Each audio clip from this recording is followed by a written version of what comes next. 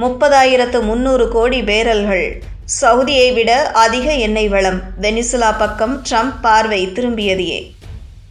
வெனிசுலாவில் ஆட்சி மாற்றம் ஏற்படும் வரை அமெரிக்கா அதை நிர்வகிக்கும் என்றும் அதன் எண்ணெய் இருப்பை பிற நாடுகளுக்கு விற்கும் என்றும் அதிபர் ட்ரம்ப் தெரிவித்தார்.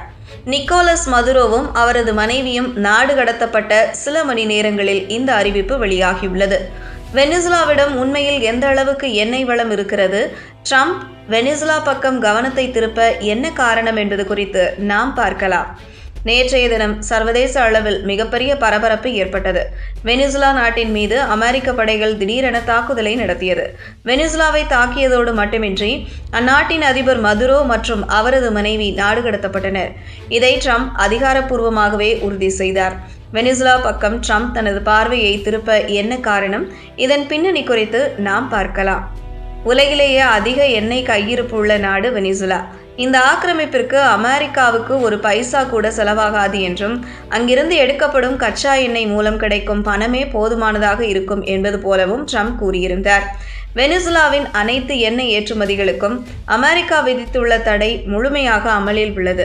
இப்போது அமெரிக்கா கட்டுப்பாட்டில் வெனிசுலா சென்றுள்ள நிலையில் தடைகள் நீக்கப்படும் என தெரிகிறது. வெனிசுலா கச்சா எண்ணெயை பயன்படுத்த ட்ரம்ப் விரும்பினாலும் அங்கு உள்கட்டமைப்பு சிறப்பாக இல்லை. எனவே உள்கட்டமைப்பை மேம்படுத்தி முதலீட்டை ஏற்பாடு செய்ய பல ஆண்டுகள் ஆகலாம் என ஆய்வாளர்கள் எச்சரித்துள்ளனர். இதற்கு பல பில்லியன் டாலர்கள் வரை தேவைப்படலாம் என்று தேர்ட் பிரிட்ஜ் நிறுவனத்தின் பீட்டர் மெக்னலி குறிப்பிட்டார்.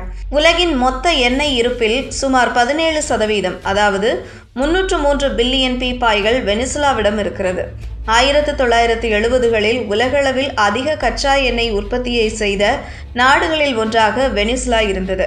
அந்த காலகட்டத்தில் தினசரி 3.5 மில்லியன் பீப்பாய்கள் வரை வெனிசுலா உற்பத்தி செய்தது.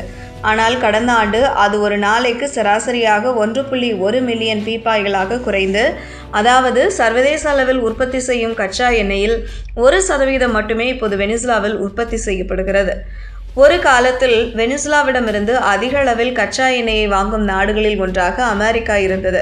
இருப்பினும் வெனிசுலாவில் சர்வாதிகார ஆட்சி அமைந்து அரசியல் மாற்றங்கள் ஏற்பட்டதால் அமெரிக்கா பொருளாதார தடைகளை விதித்தது. அதன் பிறகு வெனிசுலாவில் இருந்து சீனாவே கச்சா எண்ணெயை வாங்கி வருகிறது. கச்சா எண்ணெய் என்ற ஒரே வளத்தை வைத்து சவுதி, ஐக்கிய அமீரகம் வேற லெவலில் வளர்ந்தது. ஆனால் ஊழல் மற்றும் முறைகேடுகள் காரணமாக வெனிசுலாவிடம் வளங்கள் இருந்தாலும் வளர்ச்சியை அடைய முடியவில்லை. அதன் எண்ணெய் இருப்பு பெரும்பாலும் மத்திய வெனிசுலாவின் ஓரினோகோ பகுதியில் இருக்கிறது. தொழில்நுட்ப ரீதியாக அங்கிருந்து அதிக கச்சா எண்ணெயை ஈஸியாக எடுக்கலாம். இந்த சூழலில்தான் ட்ரம்ப் அங்கு தனது பார்வையை திருப்பியுள்ளார்.